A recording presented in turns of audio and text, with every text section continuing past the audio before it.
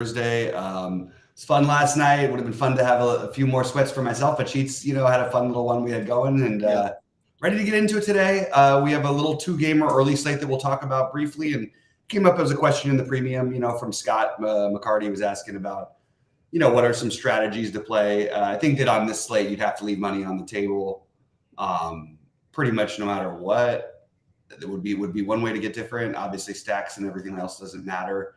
All of trying to get some bats against Springs would be a goal of mine. I would try and get at least one, probably maybe two, because those are going to be the one spot you're going to have low owned. What are your thoughts sort of on these little slates? And I think that if it's possible for someone to be more than 100% owned, it would be Springs. Yeah. So it looks as though the chalk construction is probably going to be Springs and Irvin, with I guess Kluber just close behind, with either Baltimore or I guess Tampa being the more. I guess Baltimore would be the 100% owned hitters, I suppose. So to get different, like I said, to get different on this slate, I mean, how can you? I mean, like, you either don't play Springs, or like you said, I think you're onto the idea is to get a couple of bats against Springs. The idea being, remember that on a 2-game slate, you're not necessarily just getting the bats against Springs, because Springs is not going to pitch 9 innings. He's gonna and for 2-game slate, you're not that greedy. So Right. So give me a couple of, not that Tampa's bullpen probably wouldn't put 5 starters out for Oakland but nonetheless, that's probably what you have to do. I literally just looked at the slate like 5 minutes ago, and I figured I'd build something just kind of for fun, but I don't know exactly what I would do. So I guess the best plays, I guess Irvin's got to be the next best pitcher, right? Irvin, or you could argue for Kluber, although I think more people will stack against Kluber than Irvin. Or not. Who would be your favorite Boston guy here? I think just taking like, you can use the cheap guys. I think Cassis just for the power upside, and then potentially Dahlbeck for the power upside. Yeah. I think that those would be the ones I would go with. I did post. They're the same position. You can't play them both. Yes, you can. Oh, or Dahlbeck's multi. Yeah, he's third base shortstop. He's playing shortstop in general. Oh, he's first and third today, Dahlbeck. Oh, that's weird. He played shortstop yesterday. So if you start with this, if you start with Springs and 2 Red Sox, I guess that's okay, right? Yeah, Springs 2 Red Sox, leave 1,000 on the table. That would be the way I'd approach it. And then you can just do what you want. Then you play. Yeah. You could play a bunch of Baltimores. I guess Rushman is probably who you want to play. Rushman. Yeah. Okay. Yeah, I think that's sort of the idea. Rushman, Mullins being the 2 best ones probably. Yeah, but I think that it's there's ways to get different. It's not a real fun slate. There's you do the obvious pivot from what the chalky stuff will be, and that's pretty much all you can do. Yeah, I'll tell you what, Justin Thomas literally cannot make a putt. Like, he's just gotten so bad at it. Sorry, I had it on in the background and I couldn't help it. He just can't make anything these days. Yeah, I had like 3/4 of my guys don't start till like 12:30, so I'm not. I know most of my guys too, but I get it. I'm just frustrated with him. Oh, damn, it's too bad. Yeah, BBF. Well, yeah, it's tough to. Yeah, I mean, that's still a nice job on the 9th place finish. I'm guessing that must be the mini max, because I didn't see the name in the $15, but so I missed the mini max. But yeah, it's too bad. So this is what you could do, right? So you have Springs and Irvin. If you play like 2 Red Sox against Springs, then I put in 2 Oaklands against Irvin. That being Booker, cheap Booker, and like maybe stolen base upside Laureano. And now we're different, I think. That's the exact lineup that I built, by the way. And leaving 2,100 on the table. Yeah, I built that exact lineup. Oh, really? One of my 2 I actually had to like go de-chalkify it more. So I took the word, like I didn't take Rooker because he's going to be owned. So instead, playing the Vavra, or one of the worst hitters down there, is probably a good. But how high owned is he going to be with Irvin? People don't care. It doesn't. Oh, well, I'm just asking. Pitchers don't mean anything. It's just trying to get points. You could literally play 5 guys against your pitcher in this format, and it's totally fine. I actually think that might be the way to go. If you were playing more entries, like maybe play like 3 or 4 Red Sox against Springs, because he's not going to be in there the whole game anyway. Anyway, all right, we can move on to the main slate. Well, I thought that would be exciting because the 5-gamer tonight, the pitching is pretty atrocious. But what's the difference? Last night my pitching was no bargain either, I guess. So Yeah. So but meanwhile, after all that, and it just goes to show you what strikeout upside does. Like Strider had his worst performance and he still had 20. Right. That's what happens. All right. You want to just go game by game here? Yeah, let's go game by game. It's it's a weird little slate. I like these 5 gamers sometimes. They get a little different. Remember, it's 6:40, so we'll try to go. Well, we're going to try to go early anyway, Sheets. So whatever time is good for you, we can do the live. Oh yeah, I have to be out of here by 6:20ish anyway. So we'll go like 5:30, 5:40, something like that. Okay. Yeah, that's totally fine by me. So pitching wise, I think that you're going to see a lot of ownership on Lodolo today. Obviously a guy who's got some upside, but kind of scares me at high ownership. So I don't know where to go here. And I don't mind if you want to take a shot with Bailey Falter just because of the matchup, but this is where we're at on this slate. It's really hard to know what to do. Now, if you want upside, Lodolo is probably your guy. He just put up 36 against these guys. I always favor the hitting going back, when you go back to back against the same pitcher. And Bailey Falter, threw 86 pitches, which is, good enough for me. And the same team again. It's the same matchup. We just saw this matchup the other day. So personally, Lodolo is fine. And I'm open to considering Falter. There's nobody really to be that excited about. I also think an interesting stack is, it's 77 degrees in Cincinnati. I like the idea of stacking up Philly a little bit. They're going to be a team I'm going to talk about when they're on main slates a lot more, and they're going to be low owned today. They have patience, enough patience at the plate against even Lodolo, a good pitcher. I feel like the Turner, Real Muto guys aren't going to be owned. Schwarber won't be owned at all. If he's in the lefty Castellanos. I could definitely see myself talking myself into to Philadelphia, and I think you can make a similar case for Cincinnati, but I do think they'll be a lot more popular. So it just depends on how you go. What do you want to do with this one? Yeah. So yesterday we were talking about different slate, different pitchers, different whatever. I was talking about maybe playing a pitcher against Philly, and you were telling me the Philly's good, man. They have some hitters over here. They were in the World Series last year, and they've got better. And you pick you take a chalky. One of the 3 chalk pitchers, and you take one of them with one of the worst teams in baseball. You know what I mean? Against Philly, I don't want to play Lodolo. If you want to know the truth, I kind of like Philly here. So I'm kind of down with that. You get leverage. You get some good hitters. It's a small slate. Mm-hmm. I kind of like it. You're gonna have a really obvious hitting option, which we'll get to in a couple of games. But I think the Philly does the trick here. I think I like this. I do think that if you do play Lodolo, again, same thing. You can't play. I don't think you can play Lodolo with Toronto, for example. But I prefer to not play him if you want to know the truth. So for me, Philly, and then probably try to fade Lodolo. And as far as the Cincinnati side, I didn't even think about the Cincinnati side of this game. It is, like you said, it is going to be warm. It's a good hitter's park in general. I didn't quite get to Cincinnati, but if you want to try to talk me into that, I will. I'll listen. I think they're pretty. I think they're one of the chalkiest spots. Oh, well, screw them. Okay, forget it. But you might be able to find some guys that aren't. Will Myers is 2,700 batting third. Spencer Steer's 3K. They're a good source of value, and then Indy is just a good hitter. So they make a lot of sense to me, but I don't know. I don't know if I want to deal with the chalk. So I do have Philly. Cincinnati is maybe more likely to have the better production per dollar, but I think Philadelphia is worth gambling on here. Lodolo's a lefty. Yeah. and I get to play Castellanos and Real Muto. You know what I mean? Like I'm kind of into this. Yeah, just so you know, Lodolo is. I mean, it's not quite like we're talking about the same thing as if it was what's his name, the guy pitching in the early slate today.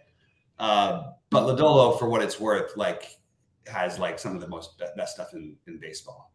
I don't want to like oversell Philly. Like Lodolo is basically unhittable like so far this season. So and he's also thrown 109 and 106 pitches in his 2 outings. He just so maybe he's tired. Yeah, I'm just saying that he's a lot better of a pitcher than there's a reason why he's going to be chalky against Philadelphia. Well, if he's 10% owned, it's good that he's stretched out. But if he's 40% owned, then he's probably tired. It's happening. Maybe I don't know. So the other one's interesting. Like I actually don't have any issue with Joe Ryan outside of maybe the ownership, and I have no issue with Brito. I also don't feel the urge to stack this game. The hitting doesn't appeal to me, except for the weather is unbelievable. It's 87 degrees there. It's so hot here. Oh my God, with 10-mile-an-hour winds blowing out. Oh my God, so hot. Are we gonna have to just play the weather stack? But I don't know that I'm all that excited about it. Well, I wouldn't worry if you like Ryan though. I wouldn't worry about the ownership. I don't think people are going to play him. Yeah, I think it's the 3 pitch. I think it's Lodolo, Montgomery, and the other one, and Bassett. No, I think both these guys will get on. Okay. Maybe by the end of the day they won't. Maybe it'll change. All right. I mean, Joe Ryan is like, we're like a couple months. We're months removed from talking about this guy as one of the best pitchers in baseball, like young pitchers in baseball, and all he's done has been awesome his first 2 starts. So I don't think people are going to overlook him against a Yankee lineup that's sometimes is a little more by name than reputation, more by reputation than they are the actual guys. They do strike out a good amount, and their lineup. We'll see how it shakes out today, but yesterday's lineup was certainly nothing that you'd be like overly afraid of. So I have Ryan a little bit ahead of Brito, and I don't really like the hitting, except for I might change my mind on this one just because the hitting weather is so good for these pretty powerful offenses. There's a lot of questionables in this game, so that's going to depend on what I do. But Minnesota with Correa and Buxton questionable, the Yankees with Torres and LeMahieu questionable. That will dictate if I do any of the hitting stuff. Do you like these? Do you have any interest in these pitchers? No. No. I mean, I thought they'd be like lower owned, so I would be thinking about it. But it's just a 5-gamer. There can't be that much low ownership. That is a good point. No, I was going to suggest the Yankees as kind of a pivot stack. Again, it's only 5 games or whatever. And Minnesota would be kind of like maybe down the list a little bit. So I respect the heat. I respect the weather. I don't think I want to play these pitchers now. Yeah, I think I think that the Yankees' power that make them a little more interesting. If Buxton and Correa are out, Brito is probably going to be my top pitcher. That is a garbage lineup in Minnesota if those guys are out. Like Solano, who do you have as your best? I mean, Edward, Julian, Nick Gordon batting near the top of the order, Michael Taylor. Like it's just a really bad lineup.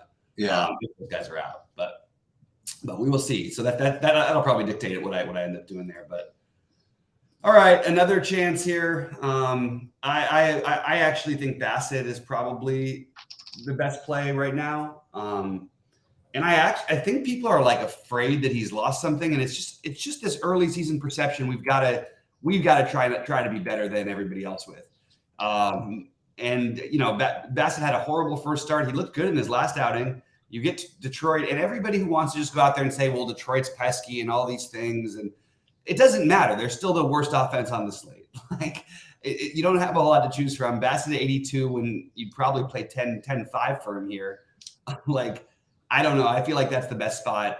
And as always, I like the Blue Jays. I think that they're the most logical stack. They're just going to be the most popular. So I'm probably going to have to just take pieces of them. I think there's no reason to fully stack tonight anyway, outside of, somewhat correlating, but 3-3-2s, 4-4s completely on the table in 5 gamers. Even if you wanted to get different and do a 3-2-2-1, I don't think there's anything wrong with it on this kind of slate. What are your thoughts about these? Do you want to maybe take the other side? Are you going to play Detroit or something? I am.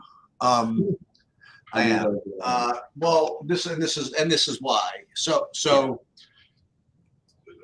Bassett, okay, if he were like in that whatchamacallit,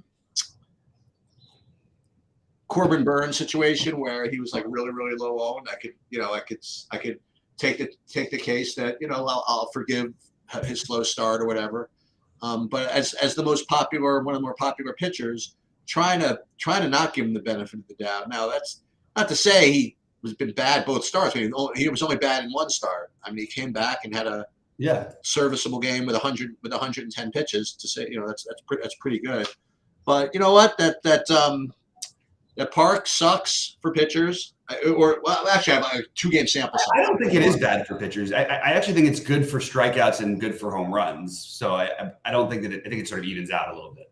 Yeah. So I would take a shot. Again, listen, this is the way I have everything ranked. So I have Toronto as the number one stack, like kind of overall by a good amount, and then basically just a wall of teams. You know what I mean? Right. So if I do have a wall of teams, I may as well take the lowest home. I think, with again and getting a little bit of leverage against one of the popular pitchers. So I am going to get some of them. Listen, I'm not going to play them in the big buy-in or anything like that.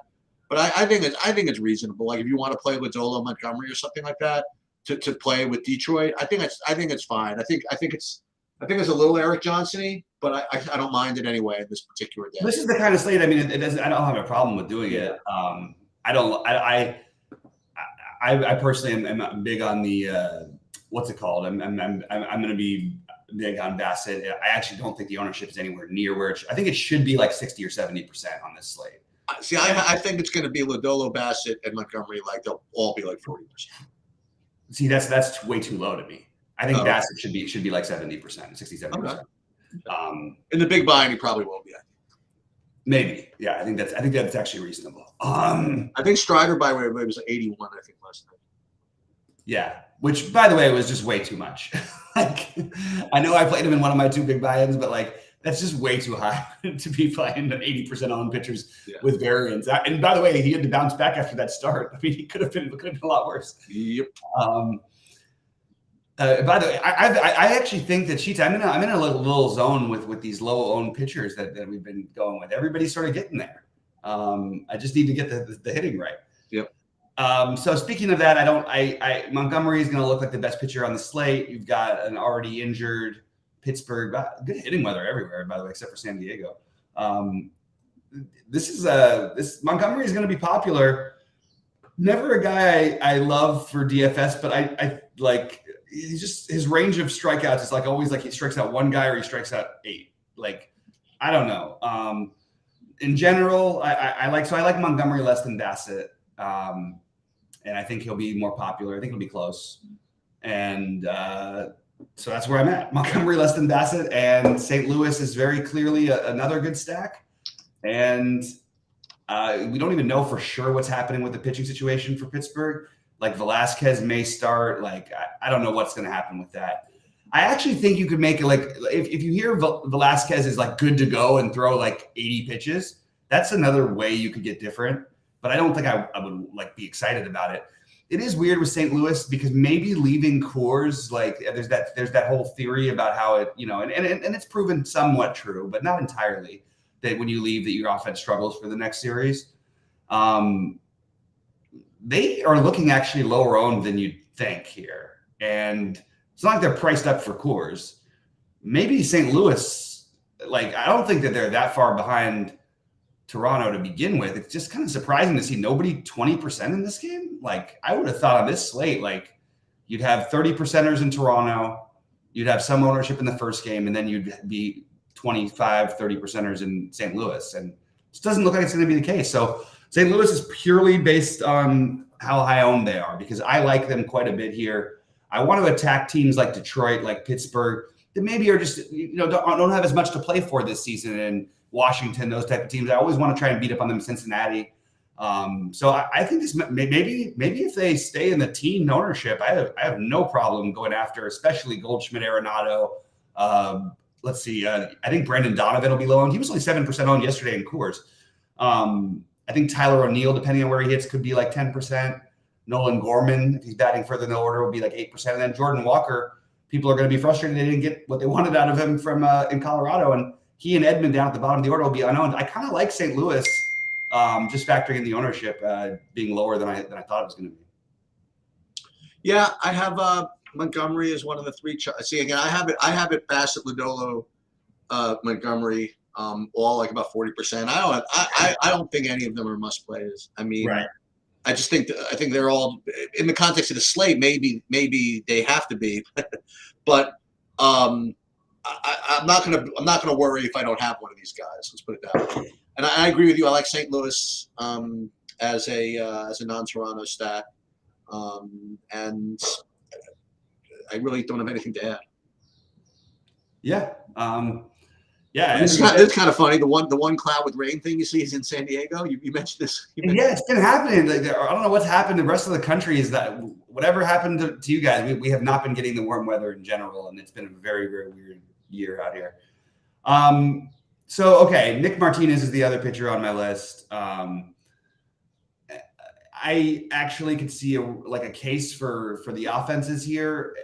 I don't love it's a small slate, but 53 degrees versus 80 degrees and wind blowing out everywhere else doesn't feel as appealing. No, but it is a small slate, and it's not a bad matchup for either team, to be honest with you. And I like St. Louis a little better, but if you tell me you get the Padres at, I don't know, 2/3 of the ownership, only double-digit owned guys being like Machado and Soto, yeah, I could talk myself into a Padres stack and basically exclude those guys. Or what I probably would do is take my favorite pieces, which would be my favorite pieces on the slate, Soto, Vlad, and some are obvious ones, but I think you can sort of piece things together today. But maybe round it out to a 3-man San Diego and play Cronenworth, who no one's going to play today because the position's so strong. I think there's a good argument for San Diego, and I think that they're I like the idea of Philly and Cincinnati because I think that'll be off the board more. But I think that San Diego is my next favorite off the board ish, lower owned, and Toronto, St. Louis being my favorite too in that order. But I think San Diego sort of fits the same bill as the Reds for me, as a team I can sort of get different with. But what's different is that with them you're spending up, with the Reds you're spending down. But I'm open to them even in ugly weather, and I'm just not getting to Nick Martinez. I don't think is very good, and I certainly think you could argue for some of these Rowdy Tellez at 3,200, Jesse Winker if he plays, Willy Adames always in play, and I think that's viable too. But I'm not overwhelmingly excited. It's really hard to be that excited about anything on this slate because I don't have a specific this is what I'm doing to get different today figured out yet. Is Milwaukee good? Do you mean their offense, or what do you mean about them? As a team. So they're a better than average team. They're probably projected to be, I don't know, I would say maybe the 6th or 7th best team, maybe 7th or 8th best team in baseball. No, I don't really keep up sometimes. Now with but it's mostly pitching based. I mean, they've got the guys who won the Cy Youngs. They've got Woodruff and right. Jones.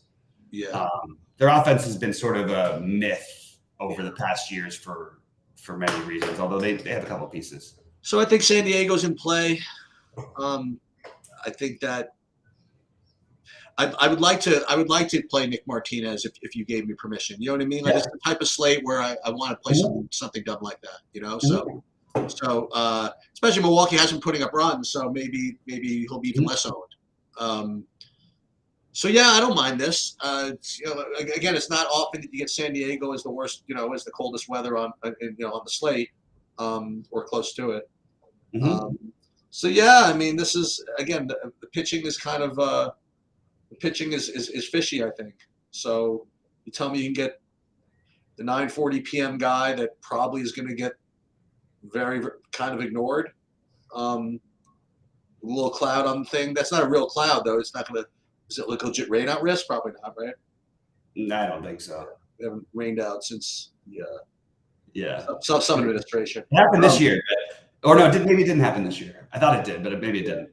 So yeah, so I think that it's I think that if you play same thing as always, if you play Toronto, See, that's what you could do. You could play Nick Williams. Is that his name Williams? You could play Nick Martinez with Toronto. You know what I mean? Matter of fact, maybe play Nick Martinez. This is what you do. You play Nick Martinez with like one of those Yankee guys. Brito. Or the Philly guy. I think Nick Martinez. My first build, actually, before I started thinking more about Bassett, was Nick Martinez and Brito for the Yankees. I like it because I do think you'll get a little lower ownership. You can kind of do what you want with your salary. And actually, in my first build, all I did was stack up the Philly Cincinnati game and didn't play anybody else. Just to give it, any of you could probably figure out what the build is, but I'll post it in the premium channel a little bit later and on the site and all that stuff. But yeah, it's not the most fun slate. So I just encourage everybody to get weird, to play the low ownership. There can't be that bad of a play anywhere. Like Bryce Wilson is not a guy you can play because he's not going to pitch long enough to register, But basically everybody else is in play on the slate. It's just a very weird baseball slate. What's interesting, Sheets, is like, and maybe it'll change later, but like usually you see like guys 80, 90% on it. And it's kind of interesting. The pitching is a little bit spread out. Don't you think? Like at the end of the day, they're going to be all over Bassett. Maybe. I still think people think like if you just say Montgomery. They might not play Lodolo as much just because of Philly. I don't know. Maybe, but he is one of those names that all the DFS nerds love. Oh, is that right? Okay. Like, yeah, he's just like who else comes into the season, throws 109, 106 pitches his first two starts and just absolutely dominates everybody? It's true. It's like springs with a leash. But I do think that you can get to him if things break wrong. So I like the idea of getting exposure to that game. Anyway, I'll post my stuff my stuff a little later. Sheets, anything else before we get out of here? Kind of an uninspiring slate. Very uninspiring. So we'll go early and hopefully we'll have an inspiring result. Sounds good. All right, we'll see you like